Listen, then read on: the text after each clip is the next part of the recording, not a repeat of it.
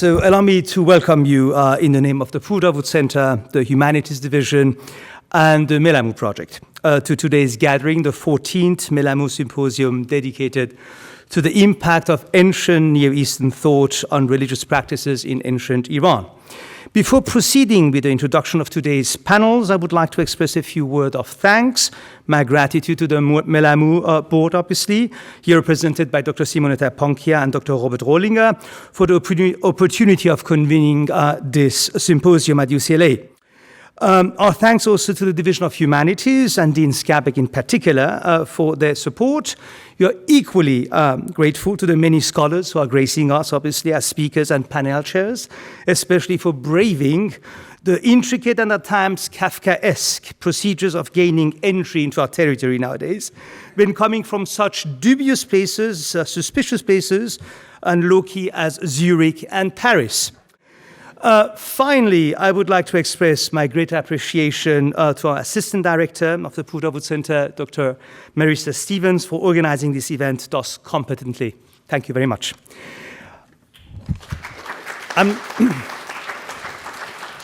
Unfortunately, I have a second page. That was just my thanks.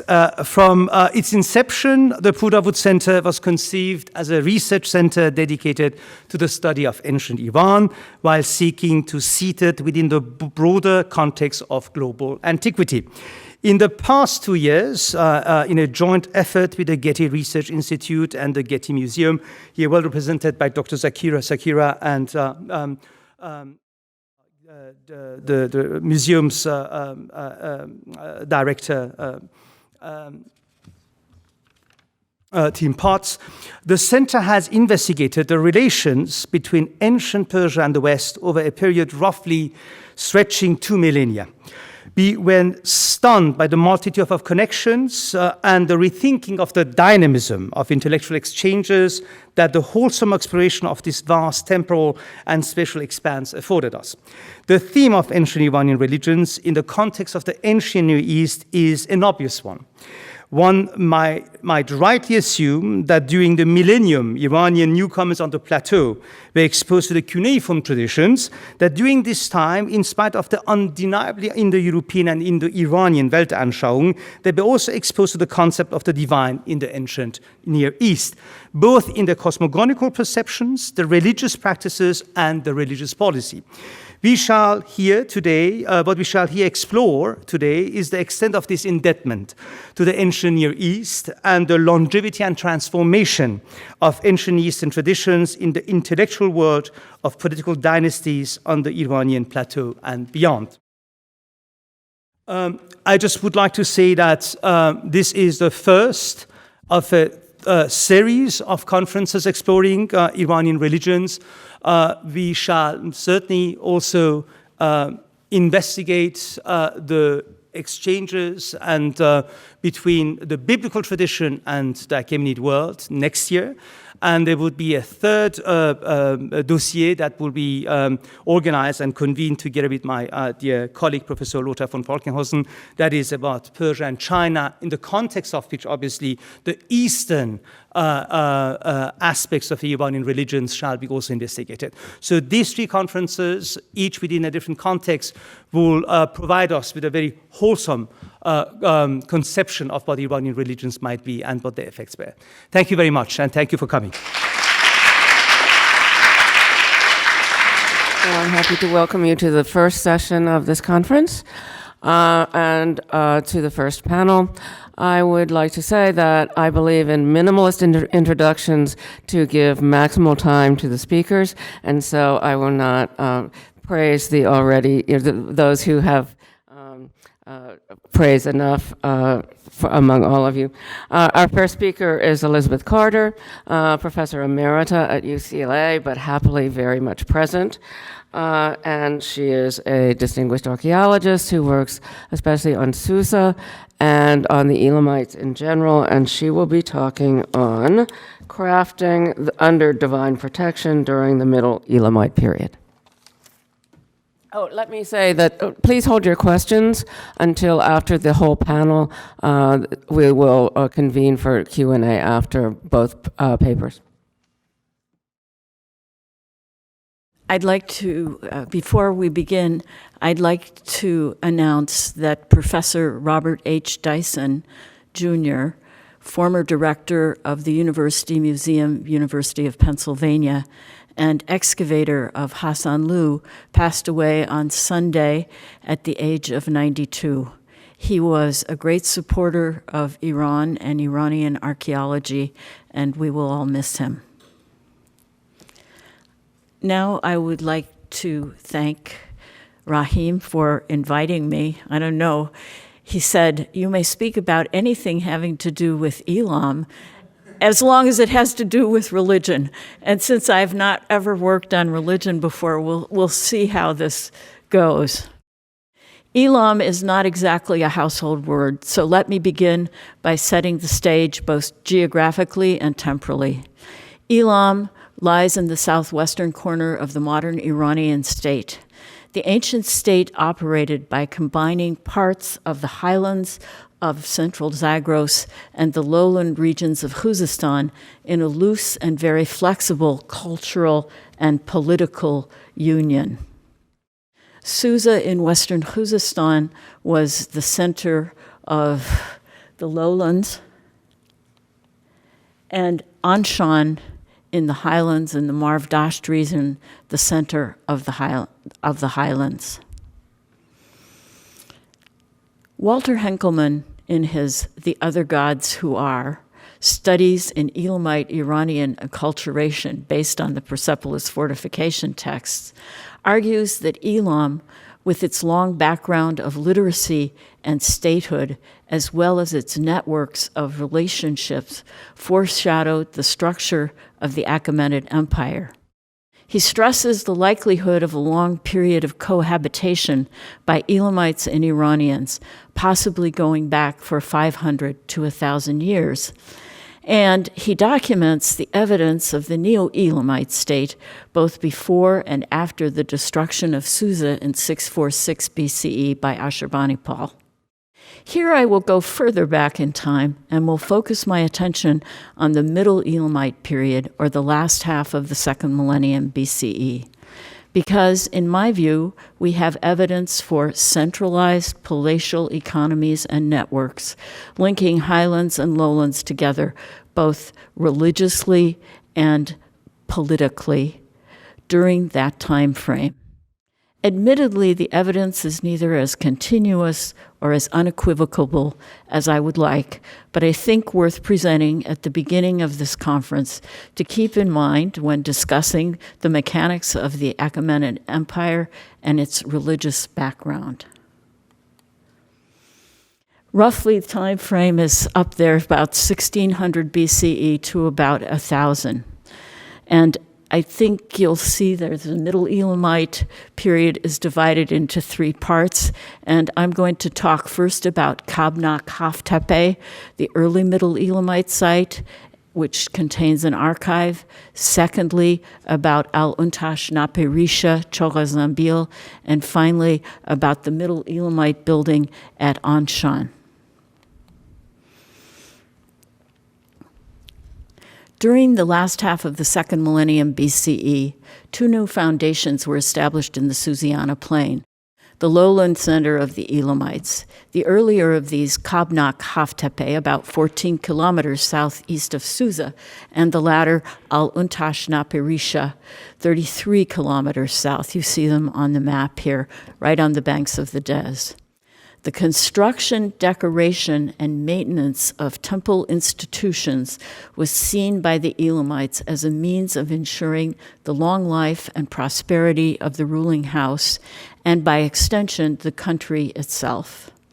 The burials and associated palatial buildings discovered in these towns illustrate the Elamites' desire to reinforce the legitimacy of the ruling house by affirming its ties with a revered ancestry. The production of textiles, shell, glass, ivory, metal objects, chariot parts, and weaponry within or adjacent to the sacred precincts at all these sites implies royal patronage and control of key items of ritual and cult, as well as key items of exchange. Just how much of this production was centered on furnishing the temple and its various activities with suitably opulent and impressive decorations, and how much had a more practical, economic, and military purpose is unknown. Nevertheless, the finds from these Elamite cities point to the involvement in the trade and diplomacy of the Late Bronze Age, known from numerous palatial complexes stretching from Nuzi to Alalak. Kabnak, modern Haft Tepe, was excavated in the 70s by Professor Azat Negaban, and you see him in the blue there leading a distinguished group of visitors around the site.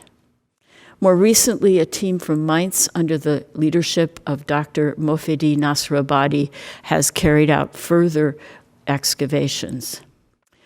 Two mud brick platforms, large open courtyards, and 2 tombs are the most prominent structures discovered. A crash workshop and, more recently, an administrative building to the southwest of the old area of excavation have also been cleared. Here you see one of the mud brick platforms. Here you can see another view of it. Here's the plan, and you can see the old areas of excavation there. The tomb, which you see here in bright red sort of detail, is associated with an above-ground building, and in the center of the courtyard was a stela. The tomb illustrates the desire of the Elamites to honor their deceased kings by carrying out elaborate funerary rites. These are specified in great detail in a stela found in the courtyard of the above-ground building associated with the underground tombs. The stela is written in Middle Babylonian, but with quite a few actually, Elamite words. It is kind of a very elaborate administrative text that details the receipts and the expected expenditures of commodities, flour, sheep, beer, for 6 guards of the Edua, this building, we think. The guards are to sacrifice regularly during special festivals before the chariot of the god Inshushinak, the lord of Susa, the local god, and the Suparu wagon, we don't know what that is, of King Tepti Ahar. And they are also to carry out the funerary cult, or the kifspum, of the deceased king. It remains unclear whether Tepti Ahar is deceased or alive at this moment, but in either case, he is tied to the divine. What is of interest here is the close integration, I think, of the practical with the supernatural.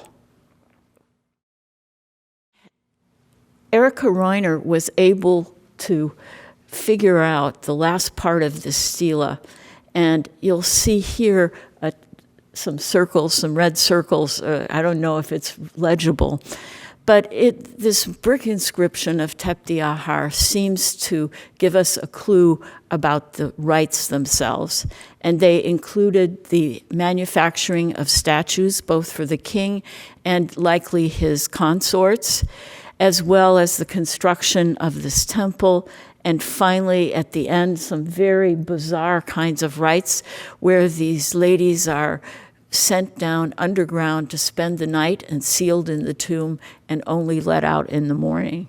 Just exactly what's going on here, we don't know. But this stela and these actions are closely linked to the cult of the dead king and aimed at establishing his legitimacy.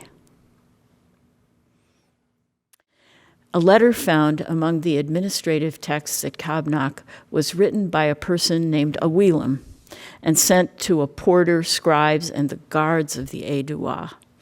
It adds that the great chariot with gold fittings was to be brought to him, presumably for rites recorded in the stela and the bricks. Here it is important to note that there are also administrative texts that record chariot parts made of silver and gold, as well as those that refer to more practical items of warfare. The tablets found in the workshop and palace areas are for the most part concerned with issues and receipts of metals, gold, silver, and bronze, chariot parts, arms, belts, vessels, statues, textiles, wood, and livestock. They show the king at the top of the social redistributive network with a governor and members of the elite in charge of various aspects of the cult and the economy, primarily metals, textiles, and wool. Women who participated in the cult are attested as the recipients of gifts. The texts are dated with year names in Mesopotamian style, most of which are fragmentary and deal with unknown constructions. However, one deals with is the year the king expelled King Kadashman Enlil, the Kassite ruler. The tablets found in the workshop area, you see marked by the arrow there next to the big, massive mud brick sort of monument. The tablets found in the workshop area and the palace areas adjacent to it are for the most part concerned with the issue and receipts of metals. They show the king as, again, in charge of certain parts of this network, but not all, and reflect a kind of hierarchy that seems to suggest that the court owned and managed workshops engaged in making textiles, arming the military with chariots and weaponry, providing luxury goods for the cult and the elite both inside the city and in Elamite centers like Hidalu and Anšan to the southeast in the central Zagros range. Practical support and sumptuous items for the cult were integrated and thus difficult to separate from larger economic systems.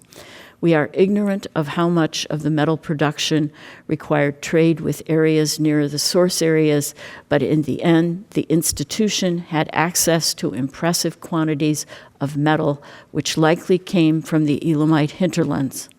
The internal organization of the court was quite complex and hierarchical and was in direct contact and sometimes competition with the Babylonians. Here are a few items from the Haft Tepe workshop. I like to think that this head, which is about life size, might be one of those poor ladies locked in the tomb. Here are some of the tablets, and the unpublished texts from the administrative building are mostly practical weaponry. And we know these people were warriors, and we have an indication of that in their various weapons that you see on this slide, as well as from this nice relief panel that shows a procession of Elamite warriors.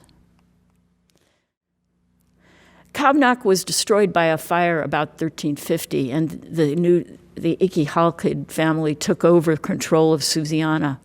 The third ruler of that dynasty, Al-Untash Napirisha, built a large city 33 kilometers southeast of Susa. It consists of a ziggurat surrounded by large enclosure walls and an area of royal palaces, and the so-called Palais Hypogée on the eastern edge of the city. And as geophysical research has shown, dwelling quarters. Its construction must have been intended to challenge the long-established position of Susa as the regional center. The ziggurat and many buildings of Al-Untash Napirisha, modern Chogha Zanbil, were well-built, lavishly decorated with baked brick, gypsum, plaster, vaulting, and architectural ornament of faience and glass. No administrative archive was discovered at Al-Untash Napirisha. Inscribed bricks in Elamite, however, were incorporated into the ziggurat and surrounding temples. They record the names of many divinities honored in its temples.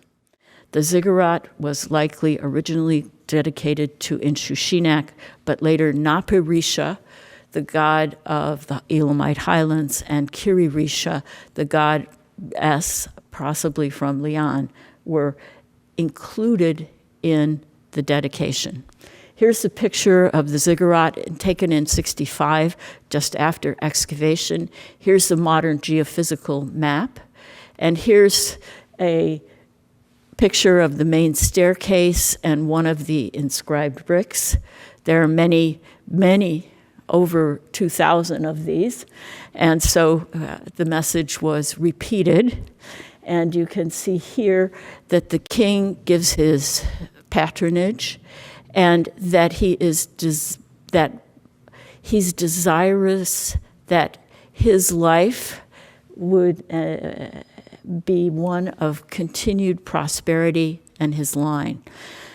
The reason for dedicating the temple and building it is to give it to Inshushinak and to gain Inshushinak's favor.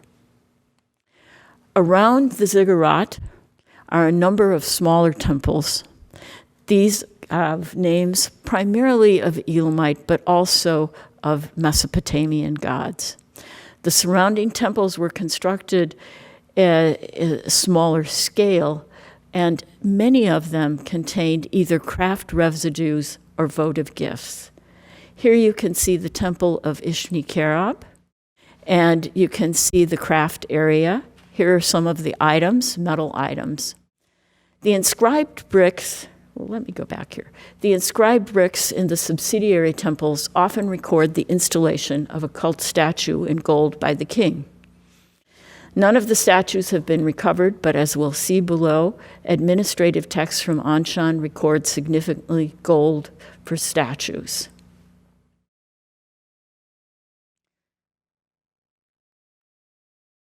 Finally, I want to turn to the Palais Hypogée, which you see here, contained a large number of tombs and evidence for feasting. Here's some of the goblets. Here you can see a seal, likely part of that Kismum feast. My last example will be a brief look at the Middle Elamite building at Anšan, where an archive was found, and where, although no temple has been identified, there are a large number of inscribed bricks found on the surface of the site which mention a construction of a temple by Tudeludush in Shushinak. Here's the site, here's the bricks, here's an inscription, complete brick, not found on the site, but found in the antiquities market. Similar to the Al-Untash Napirisha bricks, this brick and its many variants record the construction of a temple, which includes Napirisha, Kiririsha, Inshushinak, and a divinity called Shemut. In other words, a combination of highland and lowland divinities. Here's the Middle Elamite building, and here you can see the circles around the tablets, and I want to speak briefly about the tablets for a minute. The tablets come in small, medium, large, were burnt in the fire that destroyed the building, written in Elamite, and record transactions in metal, gold, silver, and occasionally antimony and tin. They are metals primarily issued for statues, figurines, rings, ingots, metal bands for decorating doors, stars, wall pegs, tiles. Other texts summarize the receipts and disbursements more generally for manufactured items. Tablets from outside the corridor record grain, flour, hides, and other commodities. Here you can see some of the tablets, the small, medium, and large. And I want to speak briefly about one of the large tablets, which ends in King Hu. Do we restore this Tudeludush in Shushinak, or can we say there is another King Hu, somebody? And this has remained a problem, and there are several other names of local kings mentioned. Here are some of the decorations for temples. These are knobs and clay nails. And here's a horn. We find that they've made these things but we don't know exactly what purpose they served, except that they seem to be associated with temples. The only other administrative archive we have of the Middle Elamite period is the one from Kabnak, which we've discussed above. The focus in both archives is on the distribution of resources for the manufacture of religious cult items, as well as more practical goods and commodities. Both text groups demonstrate the existence of a central authority capable of distributing and receiving large quantities of metal, cult items, foodstuffs, and animals. The more warlike items, such as weapons and chariot parts, are unknown from the Malyan archive, but various commodities like flour and animals are present in both. The tablets and other finds indicate that Malyan building may have been a redistribution center, although the roles played by King Huteludush in Shushinak, the lowland Elamite ruler, and local rulers are still poorly understood. Comparable establishments existed at other sites in the Elamite kingdom, but aside from Susa, Kabnak, and Al-Untash Napirisha, the only evidence we have of them are inscribed baked bricks found without reliable context on the surface of these mounds. Nevertheless, the distribution of these sites and their relationship with each other, which you see on this map, and with the resource areas for lapis lazuli, semi-precious stones, and metal, and possibly royal purple, point to a network of sites in which local gods and rulers were integrated into a larger system of control aimed at the supply of the lowlands and possibly Babylonia with valued raw materials. It is clear from the administrative text that this was not a strictly economic partnership, but it likely involved shared beliefs and cults actively supported by the Elamite king in order to ensure his rulership and that of his descendants. To what extent the system might be the precursor to the basic operation of the Achaemenid and later Iranian Empire, I look forward to learning from the conference papers. Thank you very much.